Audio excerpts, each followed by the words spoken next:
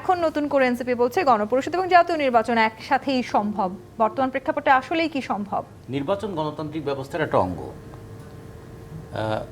নির্বাচন থাকলেই আবার গণতন্ত্র থাকবে এমন হয় না।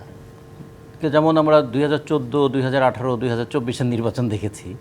নির্বাচন হলেই গণতন্ত্র হবে এর কোনো গ্যারান্টি নেই, কিন্তু গণতান্ত্রিক ব্যবস্থার জন্য নির্বাচন একটা প্রক্রিয়া বলি বা একটা পদ্ধতি বলি। নির্বাচনের মধ্য দিয়ে জনমতের একটা প্রতিফলন হয়। নির্বাচনকালীন সরকার যিনি আছেন তার ইচ্ছার উপর নির্ভর করে নির্বাচনটা কেমন হবে।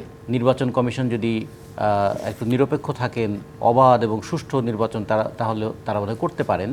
কিন্তু আমরা দেখেছি যে নির্বাচনের সময় যতগুলো ফ্যাক্টর কাজ করে তার মধ্যে যদি ধরি ভোটার, রাজনৈতিক দল, তার সঙ্গে প্রশাসন, পুলিশ, নির্বাচন কমিশন, এগুলো তো আছে, কিন্তু সবার উপরে কাজ করে কিন্তু নির্বাচনের সময় যে সরকার ক্ষমতা থাকবেন তার ভূমিকা কি, তার আকাঙ্ক্ষাটা কি। তার আকাঙ্ক্ষা অনুযায়ী নির্বাচনের ফল হতে আমরা বহুবার দেখেছি।